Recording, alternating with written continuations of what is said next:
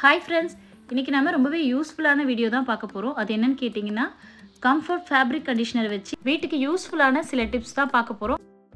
அதுக்கு முன்னாடி நீங்க கம்ஃபர்ட் வாங்கும்போது பாட்டில்ல வாங்காம இந்த 3 rupees பாக்கெட்ல விக்குது இல்லீங்களா, அதையே வாங்கிக்கலாம். ஏன்னா அதுதான் நமக்கு ப்ராஃபிட்டும் கூட. இன்னைக்கு நான் வந்து பிரைஸ் சேவ் பேக்குன்னு கிடைச்சது. அதனால தான் இந்த பாட்டில் வாங்கியிருந்தேன். நீங்க எப்பவுமே வந்து ஷாஷிலியே வாங்கிக்கோங்க.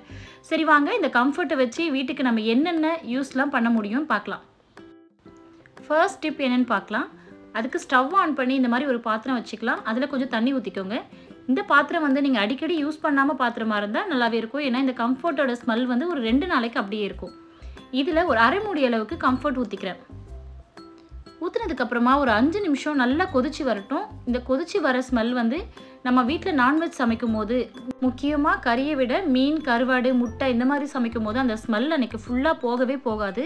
அந்த மாதிரி நேரங்களில் இந்த மாதிரி தண்ணி வச்சு லிக்விட் சேர்த்து ஒரு 5 நிமிஷம் நல்லா கொதிக்க விட்டு அப்படியே விட்டுடலாம். அந்த ஸ்மெல் எல்லாமே நம்ம வீட்டுக்குள்ளே ஸ்ப்ரெட் ஆகும்போது அந்த நான்வெஜ் ஸ்மெல் இருக்கவே இருக்காது.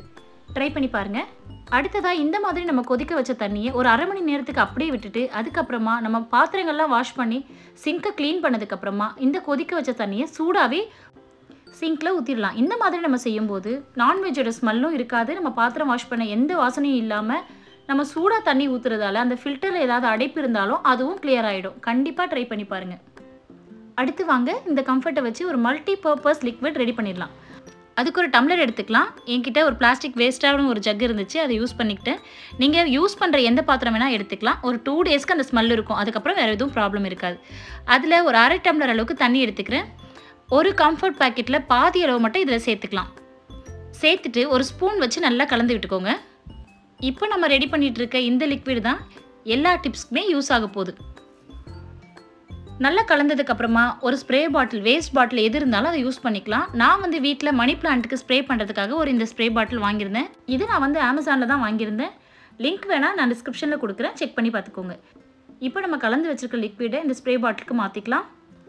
நீங்கள் இதுக்காக ஒரு ஸ்ப்ரே பாட்டில் வாங்கணும்னு அவசியம் கிடையாது. நம்ம வீட்டில் வாட்டர் பாட்டில் இருந்தாலும் அதில் இந்த லிக்விடை ஃபில் பண்ணிவிட்டு மேலே சின்னதாக ஓட்டு போட்டு ஸ்ப்ரே பண்ணுறதுக்கு யூஸ் பண்ணிக்கலாம். இப்போ நம்ம கலந்து வச்சுருக்க லிக்விட் எல்லாம் இந்த ஸ்ப்ரே பாட்டிலில் மாற்றிக்கிறேன்.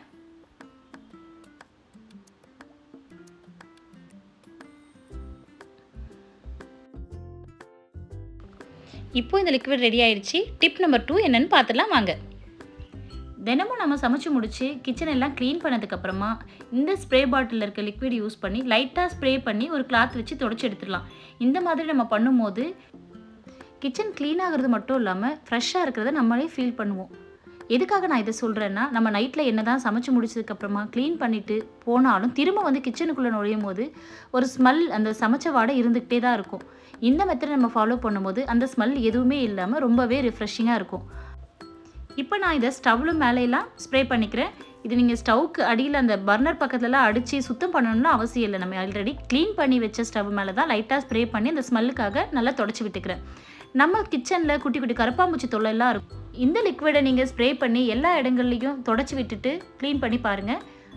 பூச்சி தொல்லை, எறும்பு தொல்லை இந்த மாதிரி எந்த பிரச்சனையும் இருக்காது. கிச்சனும் பார்க்குறதுக்கு ரொம்ப நீட்டாக, உள்ளே நுழையும் போது ரொம்ப ரெஃப்ரெஷிங்கான ஒரு ஸ்மெல்லோட ரொம்ப நீட் அண்ட் க்ளீனாக இருக்கும். ட்ரை பண்ணி பாருங்கள். இப்போது டிப்ஸ் நம்பர் 3 என்னன்னு பார்க்கலாம் வாங்க. நம்ம வீட்டில் டோருக்கு முன்னாடி இந்த மாதிரி கர்டன்ஸ்லாம் யூஸ் பண்ணுவோம். இந்த ஸ்க்ரீன் கிளாத்லாம் நம்ம தினமும் வாஷ் பண்ண முடியாது. அட்லீஸ்ட் வீக்லி ஒன்ஸும் வாஷ் பண்ண முடியாது. மந்த்லி ஒன்ஸ் தான் எல்லாருமே நம்ம இதை வாஷ் பண்ணுவோம். அந்த மாதிரி நேரங்களில் சில டைம்ஸ் வந்து இதில் ஒரு மாதிரி அழுக்கு வாடை வரதா செய்யும். அதுக்காக தான் இந்த டிப்ஸ். இந்த ஸ்ப்ரேவை நீங்கள் ஒரு 2 days ஒன்ஸ் எல்லா ஸ்க்ரீன் மேலேயும் லைட்டாக இந்த மாதிரி ஸ்ப்ரெட் பண்ணி விட்டு பாருங்கள். ரொம்பவே ஃப்ரெஷ்ஷான ஒரு ஸ்மெல்லோட ரூம் ஸ்ப்ரே போட்ட மாதிரி இருக்கும். இது நம்ம டோர் ஸ்க்ரீனுக்கு மட்டும் இல்லாமல் விண்டோவில் இருக்கிற ஸ்க்ரீன்ஸ்க்கு எல்லாமே அடிக்கடி ஒரு 2 days ஒன்ஸ் ஸ்ப்ரே பண்ணி விடுங்க. ரொம்பவே ஃப்ரெஷ்ஷாக அன்னைக்கு தான் துவைச்சி போட்ட மாதிரி இருக்கும். டிப் நம்பர் 4 என்னன்னு பார்த்துடலாம். நம்ம சோஃபா குஷன் கவரை என்ன தான் 10 days ஒன்ஸ் வாஷ் பண்ணாலும் நம்ம அடிக்கடி ரொம்ப கட்டிலை விட நம்ம சோஃபா தான் அதிகமாக யூஸ் பண்ணுவோம். அதனால் 2 days ஆனாலே ஒரு ஃப்ரெஷ்ஷான ஃபீலே இருக்காது. நம்ம அதில் உட்காரும்போது இந்த லிக்விடை நம்ம சோஃபா கவர் மேலே தினமும் ஸ்ப்ரே பண்ணும்போது கெஸ்ட்டு வந்தாலுமே ரொம்ப ஃப்ரெஷ்ஷாக இருக்கிற ஃபீலை கொடுக்கும். வாங்க 5th டிப் என்னன்னு பார்க்கலாம். நம்ம ட்ரெஸ் அயன் பண்ணுறதுக்கு முன்னாடி இந்த லிக்விடை கொஞ்சம் ஸ்ப்ரே பண்ணிவிட்டு அதுக்கப்புறமா அயன் பண்ணி மடித்து வைக்கும்போது அந்த வாசனை ரொம்பவே ஃப்ரெஷ்ஷாக இருக்கும். நீங்கள் யோசிக்கலாம், துணி துவைச்சதுக்கப்புறமா கம்ஃபர்ட் லிக்விட் போட்டு காய வச்சு எடுத்து மடித்து வச்சாலே அந்த ஃப்ரெஷ்னஸ் இருக்க தானே செய்யும்னு சொல்லி. அப்படி இல்லைங்க, நீங்கள் வெயிலில் வச்சு காய வைக்கும்போது அதோட ஸ்மெல் வந்து கொஞ்சம் கம்மியாகலாம். பட் நீங்கள் அயர்ன் பண்ணும்போது இந்த மாதிரி ஸ்ப்ரே பண்ணி மடித்து வைக்கும்போது உங்களுக்கு செலவும் கம்மியாகும். அப்போ தான் துவைச்ச துணி போல் ரொம்பவே ஃப்ரெஷ்னஸான ஒரு ஸ்மெல்லை கொடுக்கும். இதை கண்டிப்பாக நீங்கள் ட்ரை பண்ணி பாருங்கள், உங்களுக்கே ரொம்ப பிடிக்கும். இப்போ வாங்க 6வது டிப்ஸ் என்னன்னு பார்த்துடலாம். நம்ம பெட்ஷீட்டு பெட் கவர்ஸ் எல்லாமே ஒரு 1 வீக்ஸ் ஒன்ஸ் தான் துவைப்போம். எப்போவுமே நம்ம தினமும் துவைச்ச மாதிரி நம்ம பெட் ஸ்ப்ரெட்லாம் ரொம்பவே ஃப்ரெஷ்ஷாக வச்சுக்கணுன்னா இந்த லிக்விடை நீங்கள் பெட்ஷீட்டுக்கு அடியில் போடுற பெட் கவரில் மட்டும் ஸ்ப்ரே பண்ணி விட்டிங்கன்னா போதும். பெட் கவரில் எல்லா இடங்கள்லையும் படுற மாதிரி நல்லா ஸ்ப்ரே பண்ணதுக்கப்புறமா நம்ம மேலே போடுற பெட்ஷீட்டை போட்டுடலாம். இந்த மாதிரி பண்ணும்போது ரூம் ஸ்ப்ரேவே தேவையில்லைங்க, அந்தளவுக்கு சூப்பராக இருக்கும். வாங்க டிப் நம்பர் 7 என்னென்னு பார்த்துடலாம். இது வேறு ஒன்றும் இல்லைங்க, நம்ம வீடு துடைக்கிறதுக்காக தண்ணி எடுத்து வச்சுருக்கேன். அதோட ஒரு அரைமுடி அளவுக்கு கம்ஃபர்ட் லிக்விட் சேர்த்துக்கிறேன். சேர்த்துட்டு இதில் மாப்பு வச்சு நல்லா நனைச்சி நம்ம வீடு துடைச்சி எடுக்க போகிறோம். இதில் வீடு துடைக்கிறதுக்கு எத்தனையோ லிக்விட்ஸ் விற்கலாம், இருந்தாலும் கம்ஃபர்ட் மட்டும் நீங்கள் யூஸ் பண்ணி கூட வீடு துடைச்சி பாருங்கள். ரொம்பவே க்ளீனாக இருக்கும் அண்ட் ரொம்ப ஃப்ரெஷ்ஷாகவே இருக்கும். இந்த கம்ஃபர்ட் லிக்விட் யூஸ் பண்ணி நீங்கள் வீடு துடைச்சதுக்கப்புறமா வெளியிலேருந்து யாராவது ஒரு கெஸ்ட்டு வந்து பார்த்தாலுமே உங்கள் வீட்டை இவ்வளோ க்ளீனாக வச்சுக்கிறதுக்கு என்ன யூஸ் பண்ணுறீங்கன்னு கேட்பாங்க. அந்த அளவுக்கு உள்ளே நுழையும் போது ஒரு ஃப்ரெஷ்னஸான ஃப்ராக்ரன்ஸ் இருக்கும். ட்ரை பண்ணி பாருங்கள். இதோட உங்கள் வீடு ரொம்ப அழுக்காக இருந்தால் ஒரு அரை டீஸ்பூன் அளவுக்கு பேக்கிங் சோடா சேர்த்து துடைச்சி பாருங்கள். அடுத்ததாக டிப் நம்பர் 8 என்னன்னு சொல்லிடுறேன்.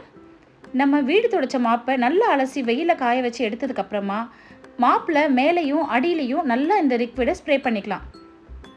எல்லா இடத்துலையும் நல்லா ஸ்ப்ரே பண்ணி லைட்டாக ஆற வச்சு அப்படியே எடுத்து வச்சுருங்க. நீங்கள் அடுத்ததாக 2-3 தடவை வீடு துடைக்கும் போது கூட இந்த ஸ்மெல் சுத்தமாக போகவே போகாது. நம்ம எப்போவுமே வீடு துடைக்கிற மாப்பில் லேசாக ஒரு ஸ்மெல் வரதை பார்க்குறதா செய்கிறோம்.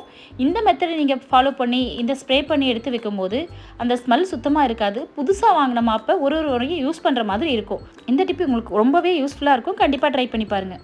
அடுத்ததாக டிப் நம்பர் 9 என்னென்னு பார்த்துடலாம். இது நம்ம கபோர்டுக்குள்ளே ரெகுலர் யூஸ் மட்டும் இல்லாமல் ரேராக எங்கேயாவது வெளியில் போகும்போது ஃபங்க்ஷன்ஸ் போகும்போது யூஸ் பண்ணுற கிளாத்லாம் நம்ம எப்பயாச்சும் வெளியில் போக எடுக்கும்போது துவைச்சதுக்கான ஒரு ஃப்ரெஷ்னஸ்ஸே அதில் இருக்காது. அந்த மாதிரி ட்ரெஸ்க்கு மேலே இந்த லிக்விடை ஸ்ப்ரே பண்ணி விட்டுடலாம். நல்லா ஸ்ப்ரே பண்ணி கபோர்டில் சுற்றி ஓரங்கள்லாம் கூட ஸ்ப்ரே பண்ணி விட்டுட்டு இது நல்லா ஆறுனதுக்கப்புறமா கபோர்டு க்ளோஸ் பண்ணி வச்சோம்னா எப்போவுமே இன்றைக்கி தான் துவைச்ச துணி மாதிரி இருக்கும். ட்ரை பண்ணி பாருங்கள். இப்போது டிப்ஸ் நம்பர் 10. இது ரொம்ப ஈஸியான நமக்கு ரொம்பவே பயன்படும்னு நினைக்கிறேன். இதை நம்ம துவைச்சி காய வச்சு வாசலில் போடும்போது லைட்டாக இந்த லிக்விடை ஸ்ப்ரே பண்ணி விட்டுருங்க. அதோட ஒரு 2 நாள் கழிச்சு திரும்பவும் லைட்டாக ஸ்ப்ரே பண்ணி விடுங்க. இது நம்ம என்ன தான் யூஸ் பண்ணாலும் வீக்லி ஒன்ஸ் தான் வாஷ் பண்ண முடியும். அந்த வாரம் முழுக்க இந்த லிக்விடை ஸ்ப்ரே பண்ணுறதால அன்னைக்கு தான் துவைச்ச மாதிரி இருக்கும். இப்போது டிப் நம்பர் 11 என்னென்னு பார்த்துடலாம். இது நமக்கு எல்லாருக்குமே ரொம்ப பிடிச்ச மாதிரி இருக்கும், ரொம்பவே யூஸ்ஃபுல்லாகவும் இருக்கும். இதுக்கு இது மாதிரி ஒரு சின்ன பாட்டில் எடுத்துக்கலாம். நீங்கள் வேஸ்ட்டான எந்த பாட்டில் வேணால் எடுத்துக்கலாம். எனக்கு ஒரு கண்ணாடி பாட்டில் கிடச்சிது, அதை எடுத்துகிட்டு இருக்கேன். இதில் 2 ஸ்பூன் அளவுக்கு கல்லுப்பு சேர்த்துக்கோங்க. கல்லுப்பு சேர்த்ததுக்கப்புறமா இதில் கொஞ்சமாக கம்ஃபர்ட் லிக்விட் சேர்த்துக்கிறேன். இதில் லிக்விட் அதிகமாக நம்ம ஊற்றணும்னு அவசியம் இல்லை, கொஞ்சமாக ஊற்றினா கூட போதும். அதோட ஒரு 5லேருந்து 6 கிராம்பு, அதாவது இந்த லவங்கப்பூன்னு சொல்லுவோம் இல்லைங்களா, அந்த லவங்கப்பூ இதில் போட்டு வச்சுக்கலாம். அதோட கூட ஒரு 2 ஏலக்காவை லைட்டாக தட்டிட்டு சேர்த்துக்கலாம். இதையெல்லாம் போட்டதுக்கப்புறமா ஒரு கவர் வச்சு க்ளோஸ் பண்ணிக்கிறேன். இது நீங்கள் சின்ன பேப்பர் இருந்தால் கூட ஒரு லப்பர் பேண்ட் போட்டு க்ளோஸ் பண்ணி வச்சுக்கலாம். என்கிட்ட ரேப்பர் ஷீட் இருந்தது, அதை வச்சு க்ளோஸ் பண்ணிக்கிட்டேன். இதை க்ளோஸ் பண்ணதுக்கப்புறமா ஒரு சின்ன ஃபோக் வச்சு ஓட்டை போட்டு எடுத்துக்கலாம். மேலே குட்டி குட்டி ஓட்டையாக போட்டு எடுத்துக்கலாம். இந்த மாதிரி ஹோல்ஸ் போட்டுக்கலாம். இந்த மாதிரி சின்ன சின்ன ஓட்டைகளை போட்டதுக்கப்புறமா இதை என்ன பண்ணலான்னு பார்க்கலாம் வாங்க. நாம் துணி மடித்து வைக்கிற கபோர்டில் இல்லை பீரோவில் எதுவாக இருந்தாலும் சரி, நம்ம ரெடி பண்ணி வச்சுருக்கிற இந்த குட்டி பாட்டிலை துணிகளுக்கு நடுவில் வச்சிடலாம்.